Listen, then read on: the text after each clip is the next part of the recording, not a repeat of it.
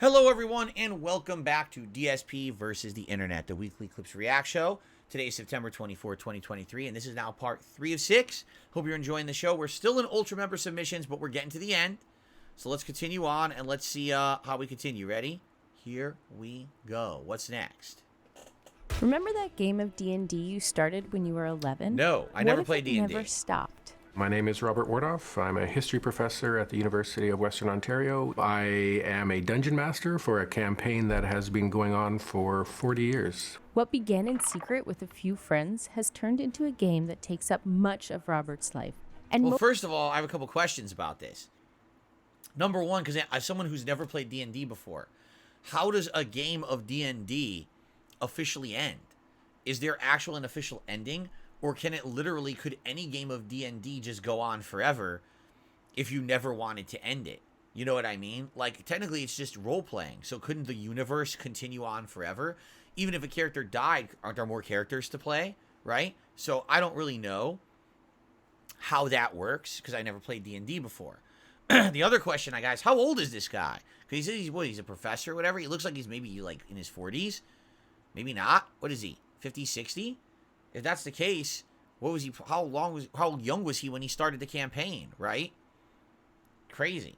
Anyway, and by the way, D&D does not require anything on this table, correct? D&D is a fantasy game with pen and paper and a rule set, and I guess you can add in fantasy elements like he's doing here with models and stuff. But that's not. This is not necessary to play the game, correct? This is his own hobby that he built it like this, right? I think anyway. So. All right, let's continue. Most of his house. Robert has around 30,000 hand-painted figurines, countless custom-made pieces of terrain, and dozens of devoted 30,000 is a lot, for the record. That's a ton. Players taking part in his campaign. If you're going to keep a game going for 40 years, it's going to have to be a good game. If you're going to have people who are going to want to play and are going to want to fly in, you're going to have to offer a product that is going to be better than all the other alternatives that are out there. I can certainly say with confidence that this is the best Dungeons & Dragons game in the world.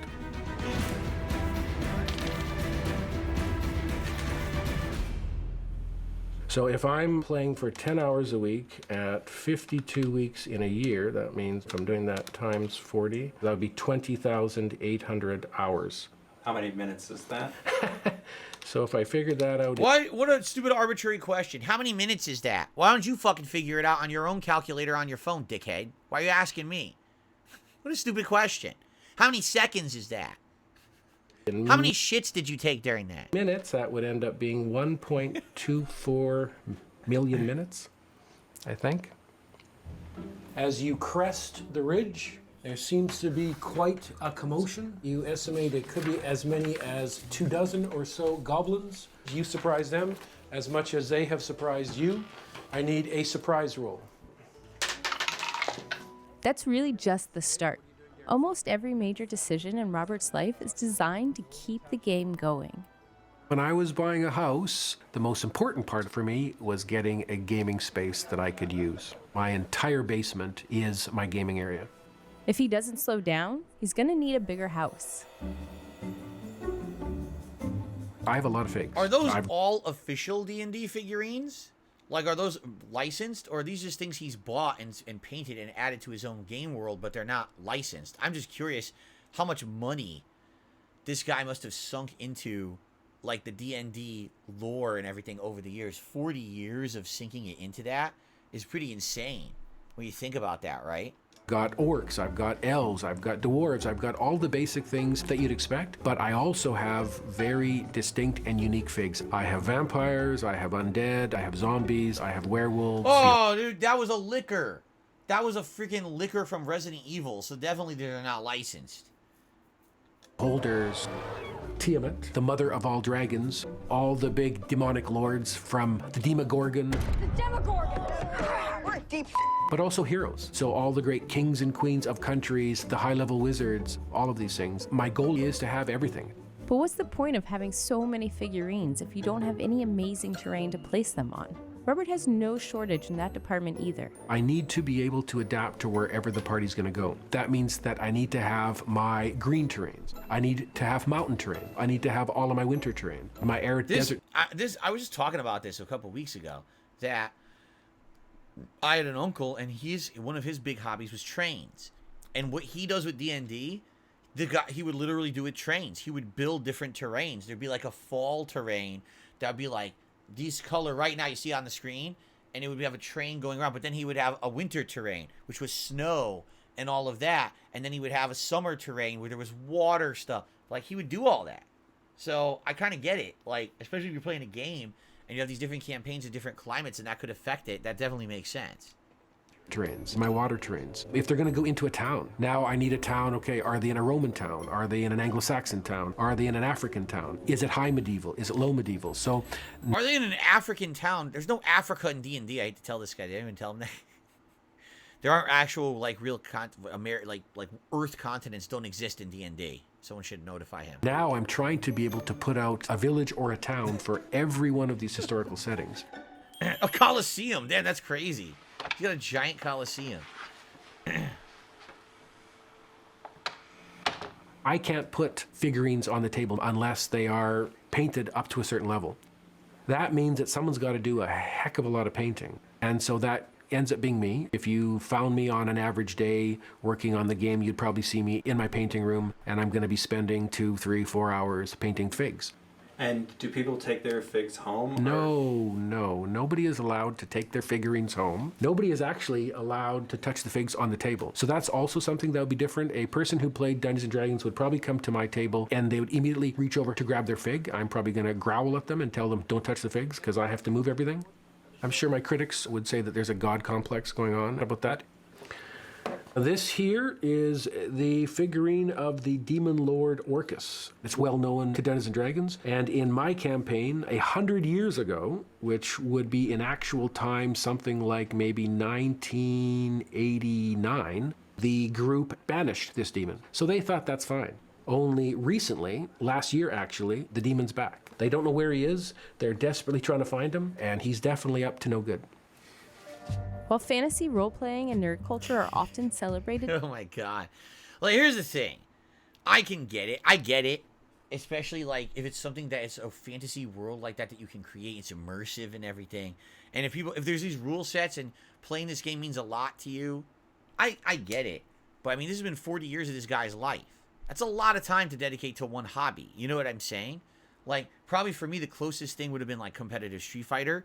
Because it was during the 90s that I was playing it in arcades. The 2000s, I was traveling to play it on console. Then I kind of retired, and then I've basically been covering fighting games for YouTube, right? And only recently did I really get back into the competitive nature of fighting games with Street Fighter 6, right? So I get it. I get the passion. But man, dude, 40 years.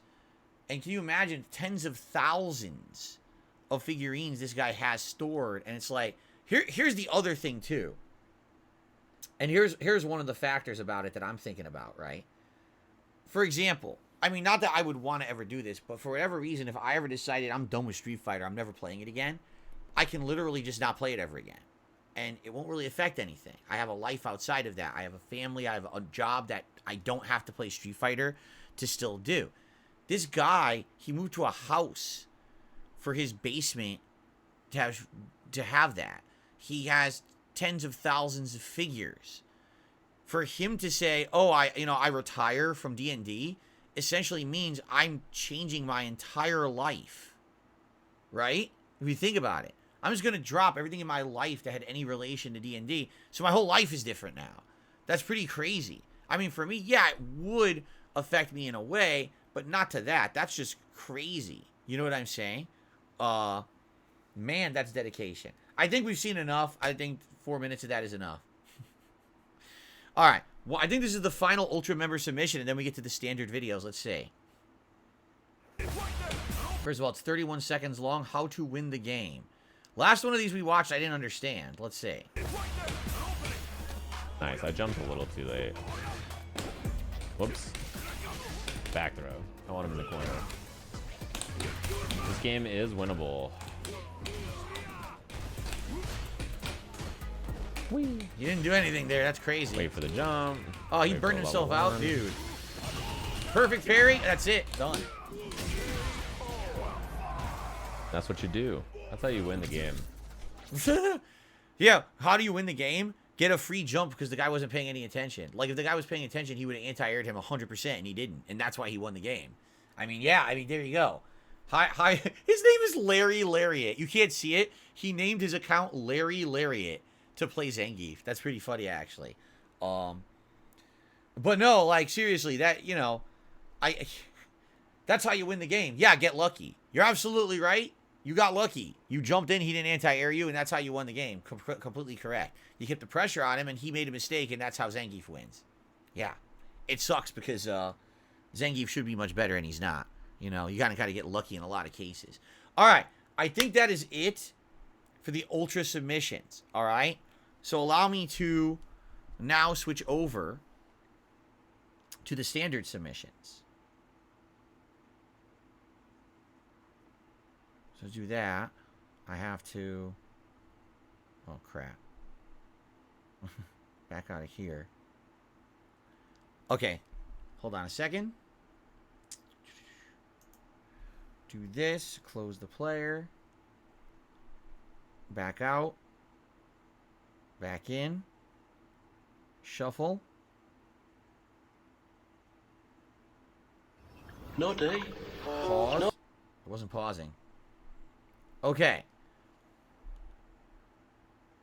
We're good. So, we're now starting the standard member submissions playlist. This are people who are standard members of DSPReacts. There were over 40. I think it was like 45 to 50 nominations, something like that. And so we're going to see in random order. This is literally in any order. I have no idea, you know, what we're about to see. We're going to just watch them. See how this goes. This is completely hit or miss. I guess we'll have to see how this goes. Okay? Are you guys ready? Prepare yourselves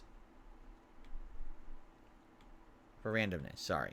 Stupid troll. Prepare yourselves for randomness. Here we go. Naughty. Naughty. It's me, Naughty. Look. Naughty. Naughty. Here I am.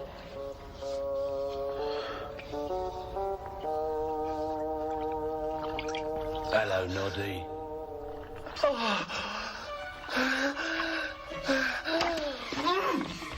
Hello, Noddy. How are you, mate? Noddy! Noddy! Here I am. It's me, Noddy.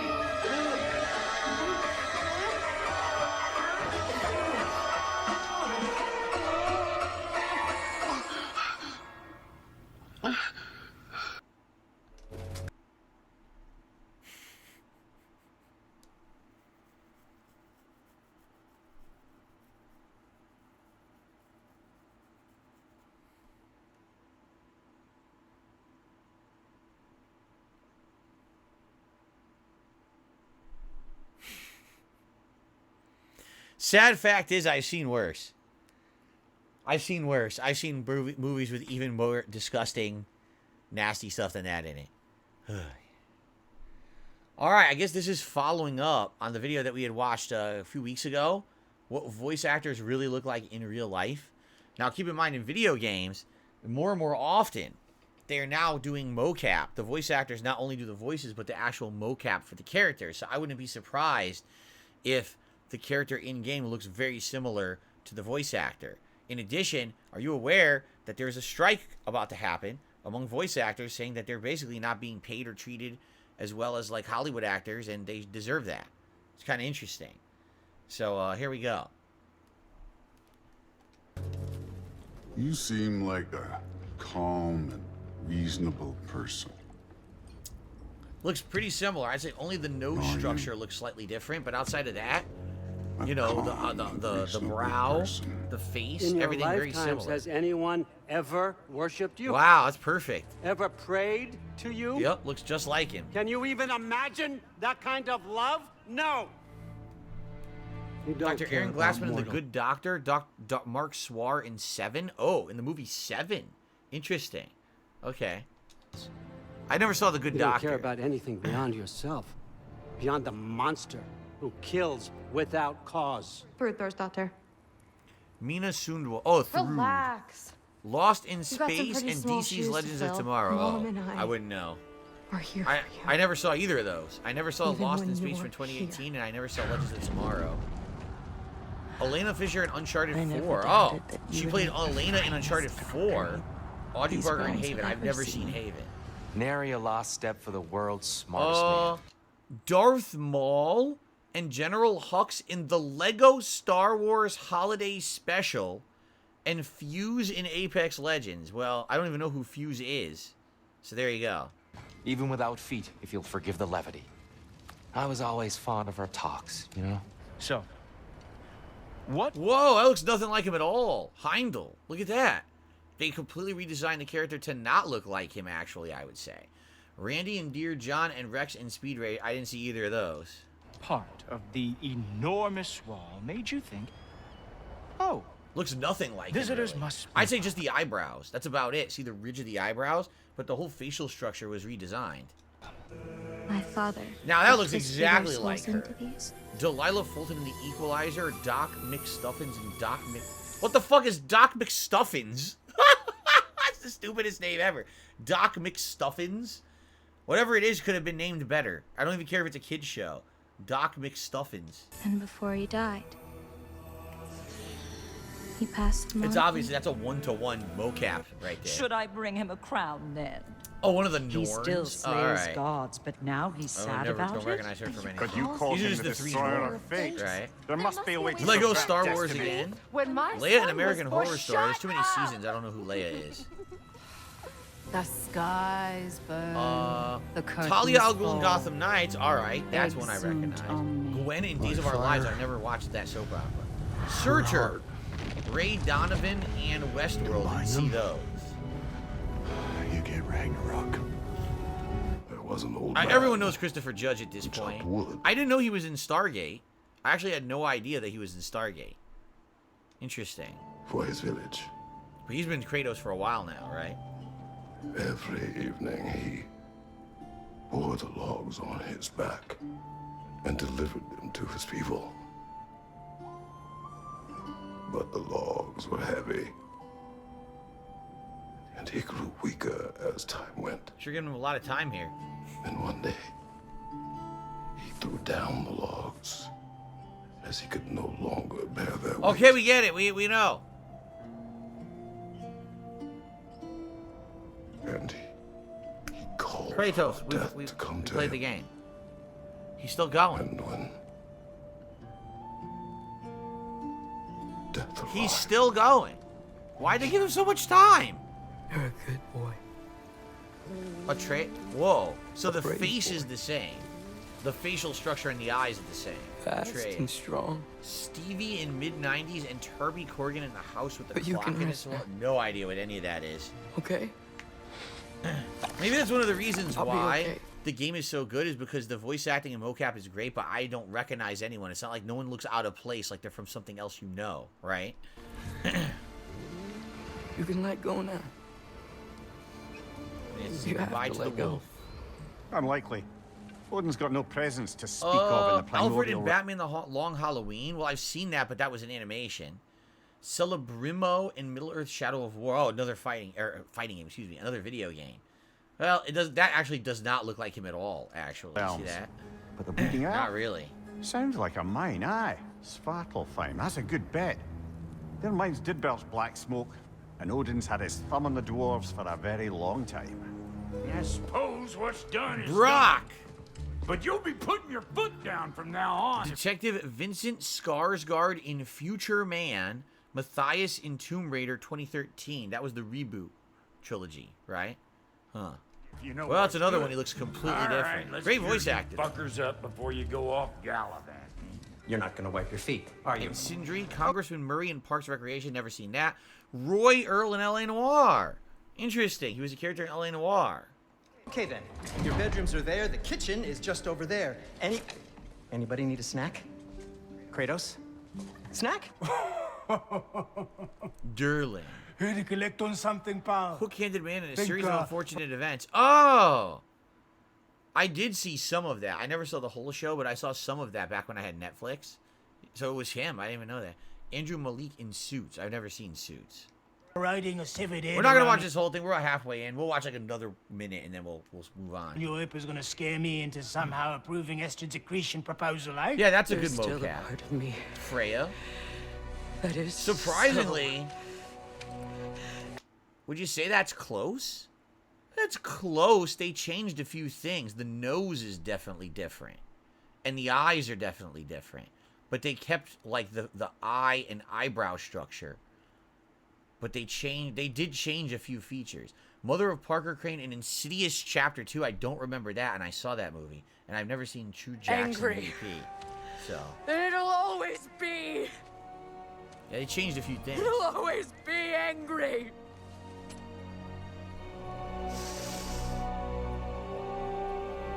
The eyes are completely different. Even the structure is different.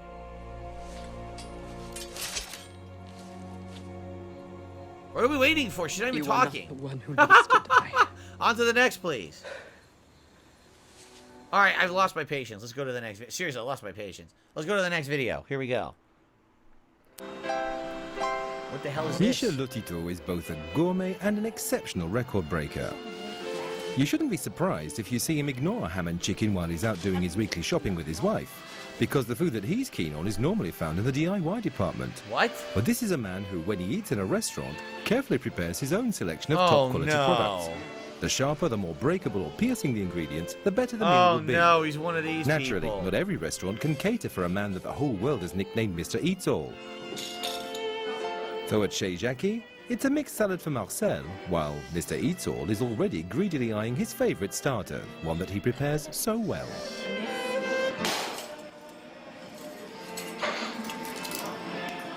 Well, just like you cut off a slice of meat from a roast, well, I break mine with a hammer. No, I don't. I seriously don't want to see him do this. This is disgusting. He's gonna eat glass and metal and shit. What the fuck is your problem, dude? I mean, obviously, if it's a mental disorder. If he's not acting this way and he actually finds that appetizing, that's a mental disorder. I'm seriously not even gonna watch it.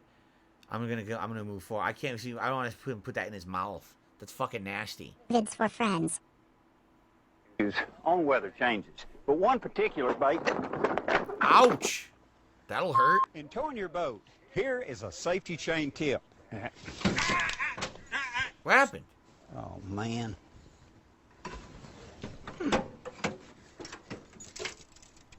Oh shoot! What's that? I don't get it. Oh no, that's not intended, is it? He's going in. He's going in. That's great. Dunk his ass. All this shit fell out of the boat. Damn. With quality components, guides, reel seat, as well as a handle. A rod that's lightweight, that's extremely sensitive. Whoa! Gummit. It broke. Well, it's sensitive, all right. It snapped. It's sensitive enough, and I felt that fan. Dead gummit. The Colorado blade puts out. Why would you ever want to buy a fishing pole like that? That shit's gonna snap so easy. It's like probably a waste of money, right? More vibration than let's say, a willow blade, or even the Oklahoma blade. Whoa! Golly! Whole thing came off. Come here. Turn it off. Turn it off. Come here. Turn the motor off. Woo! We got our rods. We've got our life preservers. We've got our tackle box. We've got our cooler. And we've got our battery. Not gonna be able to jump it. That one was funny. Oh. Oh, they got stuck on a log. Oh shit. Oh, that's not good. That really sucks. Because there's not enough footing under there to move it. That's going to be a pain in the ass to get unstuck. No, the motor's going to hit it. That's not real. No, no, no. Did they get it over? Okay, they got it over. You idiot. Why did you jump? That was stupid. Why did you jump in?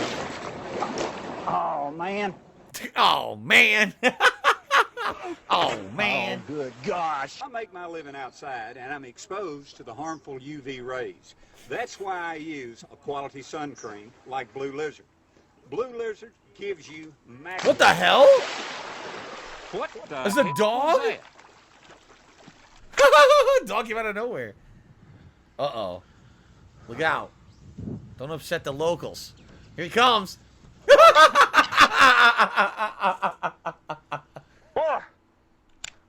So until next time, catch one for me and enjoy the great fishing America has to offer. We'll see you next time.